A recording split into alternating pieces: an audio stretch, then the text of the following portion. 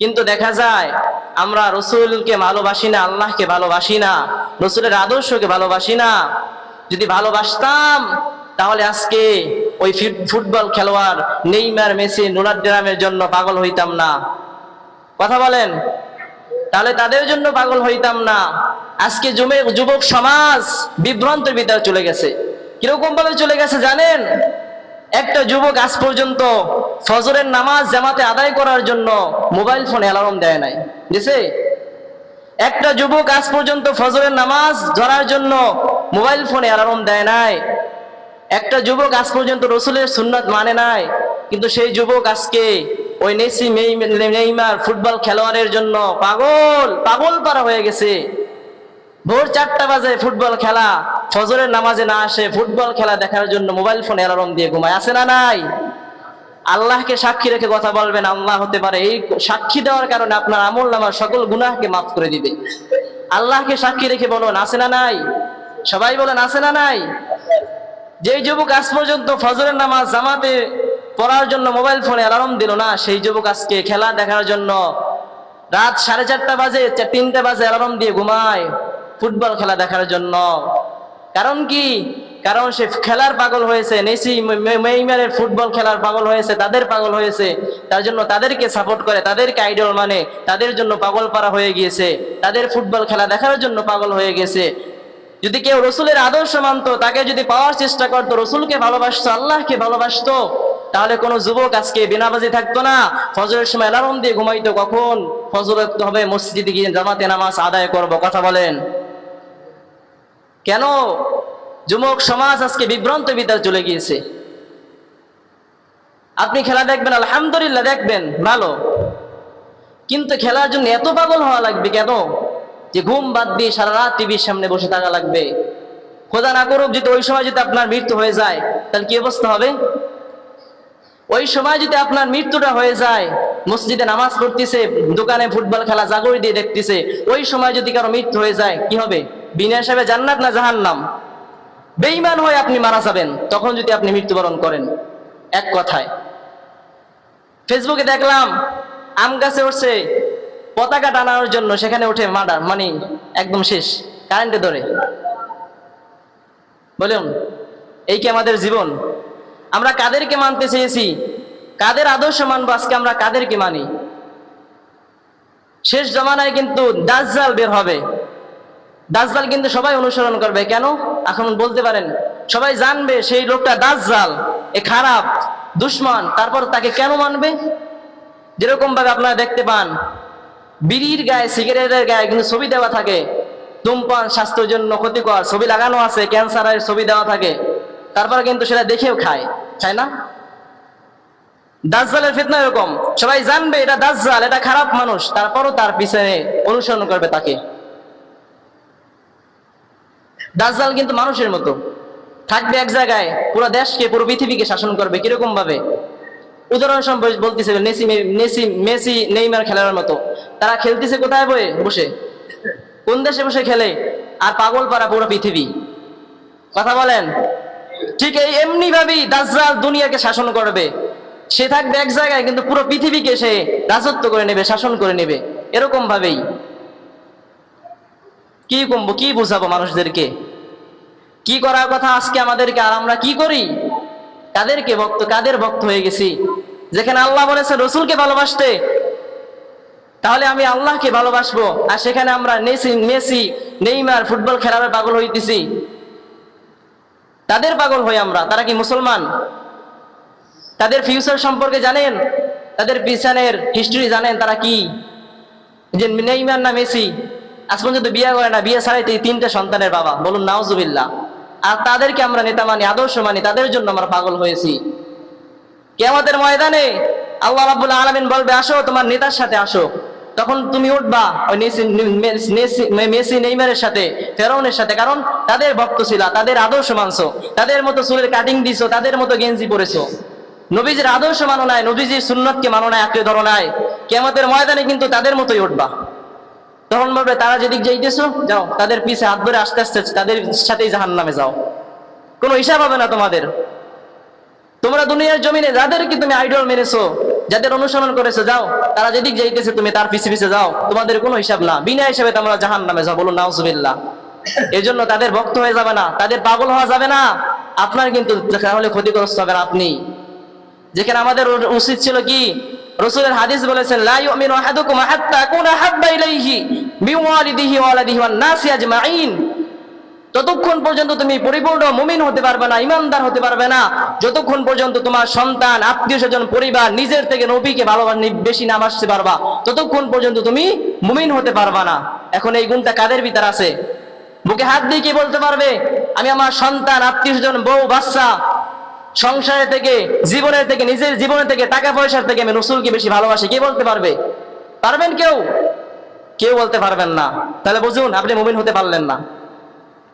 রাসূল কি বলেছেন? লা ইউমিনু আহাদুকুম হাত্তা আকুনা হাব্বা ইলাইহি মিন ওয়ালিদিহি ওয়া ওয়ালাদিহি ওয়ান নাসি আজমাইন। ততক্ষণ পর্যন্ত কোনো ব্যক্তি পরিপূর্ণ মুমিন হতে পারবে না, ইমানদার হতে পারবে না, যতক্ষণ পর্যন্ত সে আমি রাসূলকে, তার পরিবার, আত্মীয় স্বজন, নিজের থেকে, সকল জিনিস থেকে বেশি ভালোবাসবে, না বাসতে পারবে, মুহাব্বত না করতে পারবে, ততক্ষণ পর্যন্ত সে মুমিন হতে পারবে না। এজন্য রাসূলকে ভালোবাসতে পারছি আমরা? বলেন বলেন। আমরা কিন্তু জান্নাত থেকে দূরে সরে যাইতেছি। কিরকম ভাবে? জান্নাত পেতে হলে আল্লাহকে ভালোবাসতে হবে, আল্লাহকে ভালোবাসতে হলে রাসূলকে ভালোবাসতে হবে, আর রাসূলকে ভালোবাসতে হলে সুন্নাতকে আঁকড়ে ধরতে হবে। আমরা সুন্নাত থেকে দূর, জান্নাত থেকেও দূর। কথা কি ক্লিয়ার? এখন বুঝেন, মাথা নিচে দিয়ে তাকাইলে কোনো কাজ হবে না। আপনি ভুল পথে চলতেছেন, আমার দায়িত্ব আপনাকে সোজা পথে চলার। আপনাদেরকে আল্লাহ স্বাধীনতা দিয়ে দিয়েছে, ফারিকুম ফিল জান্নাতি ওয়া ফারিকুম ফিস সাঈর। জান্নাতের রাস্তা, জাহান্নামের রাস্তা, তোমাদেরকে স্বাধীনতা দিয়ে আল্লাহ রাব্বুল আলামিন পাঠিয়ে দিয়েছে। যেরকম ভাবে পরীক্ষার হলের ভিতর 3 ঘন্টা টাইম দেওয়া হয়, সবাইকে স্বাধীনতা দেওয়া হয়। যে লিখবে সে পাস, যে লিখবে না সে ফেল। তোমাকে কেউ বলবে না দেখো না কে বসে আছো, কেন ঘুমাও, কেন, কেউ বলবে না। এই দুনিয়ার জমিনটাও সেরকম, কেউ তোমাকে বলবে না। তোমার বন্ধু বান্ধব, আত্মীয় স্বজন তোমাকে পিছন থেকে ঠেলবে, যা যা, কোনো সমস্যা না, পিছনে আসি। তুমি খারাপ কাজ করতেছো, কেউ তোমাকে নিষেধ করবে না, বন্ধু বান্ধব, আত্মীয় স্বজন নিষেধ করবে না, পিছন থেকে আরো বাহাবা দেবে, কর কর, সমস্যা নেই, আমরা আছি, দেখলি কোনো সমস্যা হলে আমরা আছি, দেখবো। আছে না নাই? এদের উপর আমার ধিক্কার। কাদেরকে তুমি বন্ধু বানাও? যে তোমাকে বিড়ি খাওয়া শিখায়, কাদেরকে তুমি বন্ধু বানাও? যে তোমাকে সিগারেট খাওয়া শিখায়, কাদেরকে তুমি বন্ধু বানাও? যে তোমাকে দাড়ি কামানো শিখায়, কাদেরকে তুমি বন্ধু বানাও? যে তোমাকে নামাজ থেকে দূরে সরাই দেয়, কাদেরকে তুমি বন্ধু বানাও? যে তোমাকে উলঙ্গ ছবি দেখায়, কাদেরকে তুমি বন্ধু বানাও? যে তোমাকে পর্নোগ্রাফিতে আসক্ত করে, তাদেরকে তুমি বন্ধু বানাও? কি বলবো, কি ওয়াজ করবো বলেন? শর্ত মেধা আছে, বুদ্ধি আছে, বুদ্ধি তো সবসময় হুজুরের পিছনে কাজে লাগান। কোনখানে হুজুরের দোষ ধরা যায় সেটা কাজে লাগান। আপনি তো কাজে লাগাইলেন না দিনের ক্ষেত্রে, এক্ষেত্রে তো কাজে লাগাইলেন না। আপনি কাজে লাগান কোনখানে, হুজুর কোন দিকে যায়, কিরকম ভাবে হাঁটে, কিরকম ভাবে চলে, কার সাথে কি করে, সেটা খুব ভালো করে ধরতে পারেন। হুজুর কেন রাস্তায় বসে দাঁড়াইয়ে মোবাইলে কথা বললো, সেটা ধরতে পারেন। আর আপনি যে আজকে বিভ্রান্তের ভিতরে চলতেছেন, সেটা তো আপনার বিবেকে বাধা দেয় না। তাহলে বোঝা যাবে আপনার বিবেকের উপর কুত্তায় পেশাব করছে। কথা বলেন, আল্লাহকে সাক্ষী রেখে বলেন, তাহলে বোঝা যাইতেছে আপনার রাগ করেছেন। এরকম করলে কিন্তু হবে না। যখন কড়া আওয়াজ, মানে কড়া বয়ান হয়ে যায়, তখন মুসল্লিদের খেয়াল পড়ে যায় ঘড়ির দিকে, কেন সে ঘড়ির টাইম শেষ হইতেছে না। কি আর বলবো আপনাদের কথা, কি আর ওয়াজ করবো বলেন? আজকে নামাজ বাদ দিয়ে মসজিদে নামাজে না আসে, দোকানে হই হুল্লা চলতেছে ফজরের সময়, আপনার বিবেকে বাধা দেয় না। ওখানে মুসল্লিরা নামাজ পড়তেছে কষ্ট করে, আল্লাহ ইবাদত করতেছে, আমরা দোকানে বসে নামাজ না পড়ে টিভি দেখতেছি, চুপচাপ টিভি দেখি, হই হুল্লা দেওয়া লাগবে, কিন্তু চিৎকার করা লাগবে কেন? মানুষের ঘুম নষ্ট করা লাগবে কেন? কি আওয়াজ করবো বলেন? বিবেক তো সবার আগে আছে, বিবেককে প্রশ্ন করেন। যদি বিবেকে বাধা না দেয়, তাহলে বুঝবেন আপনার বিবেককে আল্লাহ রাব্বুল আলামিন একদম শেষ করে দিয়েছে, আপনার উপর একদম মোহর মেরে দিয়েছে। এজন্য আল্লাহ রাব্বুল আলামিন বলেছেন, কুল ইন কুনতুম তুহিব্বুনাল্লাহ ফাত্তাবিউনি ইউহিব্বুকুমুল্লাহু ওয়া ইয়াগফির লাকুম যুনুবাকুম আল্লাহু গফুরুর রহিম। আল্লাহ রাব্বুল আলামিন বলেন, কোন বান্দা যদি আমি আল্লাহকে ভালোবাসতে চাই, ও নবী, আপনি দুনিয়ার সকল উম্মতদেরকে বলে দেন তারা যেন আপনাকে অনুসরণের মাধ্যমে ভালোবাসে। যেরকম ভাবে একটা মানুষকে অনুসরণ করেন আপনারা, কিরকম ভাবে সে যেরকম ভাবে পাঞ্জাবি পরে সেরকম ভাবে আপনি পাঞ্জাবি পরেন। সে যে স্টাইলে কথা বলে আপনি তাকে অনুসরণ করলেন, সেই স্টাইলে কথা বলে।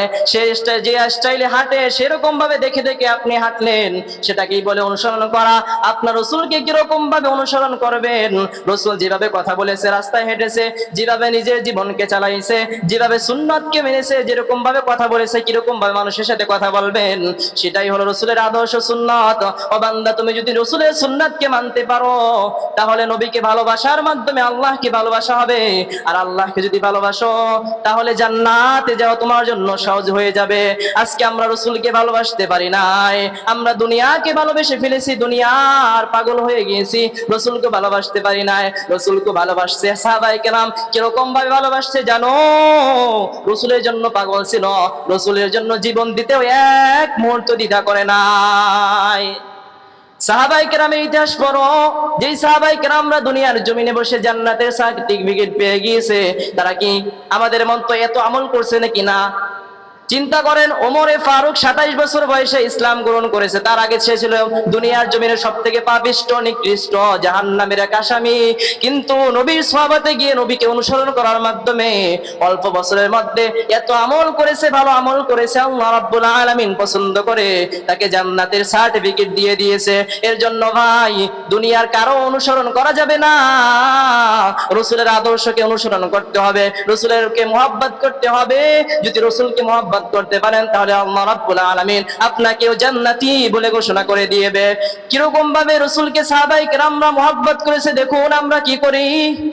বিয়ার পিড়িতে বসে ওই হানজালা বিয়ার পিড়িতে বসে সেও কিন্তু সে রাসূলের জন্য জীবন দিয়ে দিয়েছে। বিয়া করতে গিয়ে সাদ সালামি রাসূলের জন্য জীবন দিয়ে দিয়েছে। সেই ঘটনা আপনাদেরকে বলতেছি, একটু গভীর মনোযোগ দিয়ে শুনেন, দেখেন হেদায়েত চলে আসে নাকি।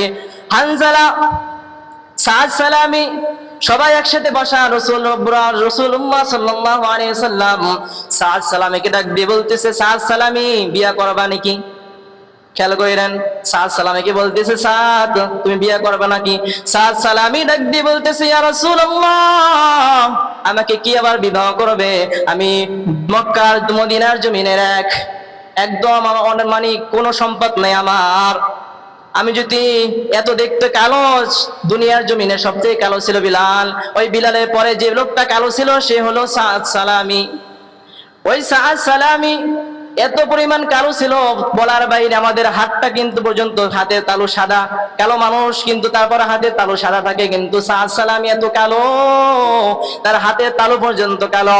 ওই সাদ সালামিকে রাসূল ডাক দিয়ে বলতেছে, ও সাদ বিয়া করবা নাকি?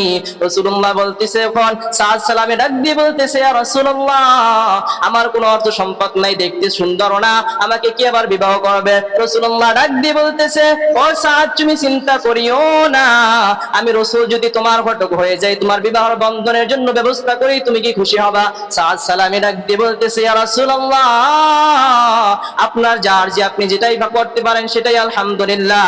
সাদ সালামিকে রাসূলুল্লাহ একটা চিঠি লিখে দিল, যাও যাও যাও যাও ওই মদিনার জমিনে পূর্যায় মদিনার সবথেকে সুন্দর একটা মেয়ে, ওই মুখ সাহাবীর একটা মেয়ে আছে, যাও যাও ও সাদ যাও।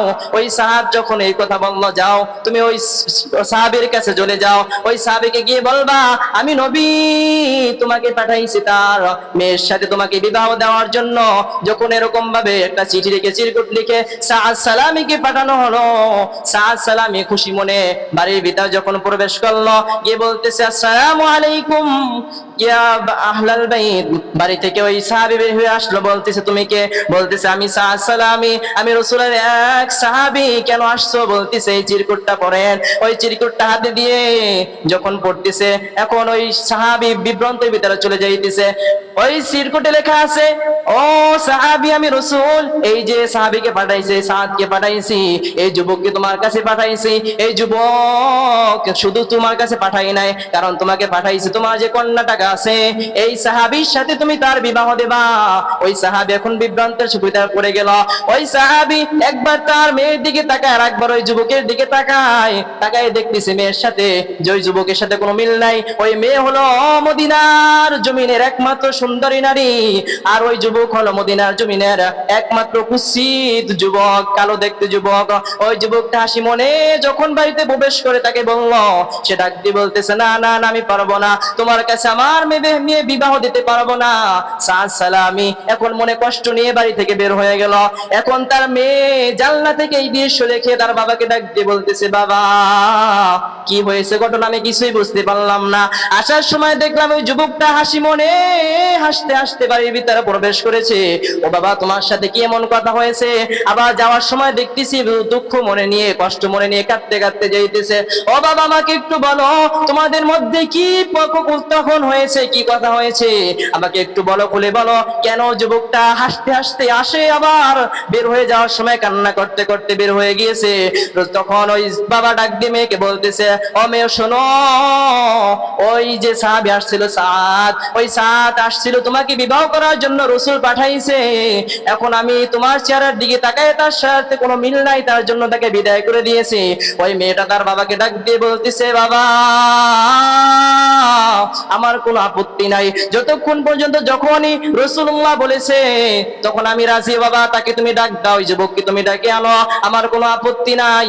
ও বাবা দুনিয়ার পার্থিব জীবন, এই জীবনটা তার সাথে আমি কষ্ট করে কাটায় দেব, কোনো সমস্যা নাই, কারণ ওই সাহাবীর সাথে আমি জান্নাতে একসাথে থাকবো, এটাই বড় কথা। কারণ রাসূলের সাহাবী বলে কথা, রাসূলের যখন সাহাবী সে নিশ্চয়ই জান্নাতে যাবে। আর জান্নাতের ভিতর এক একটা মানুষ 40 বছরের যুবক হবে, তাদের চেহারা অনেক সুন্দর হবে। ও বাবা দুনিয়ার জমিন হতে পারে সে একটু কুৎসিত দেখতে, কিন্তু সে যদি জান্নাতে যায় আমি জান্নাতে তার সাথে থাকবো, সে দেখতে অনেক সুন্দর থাকবে।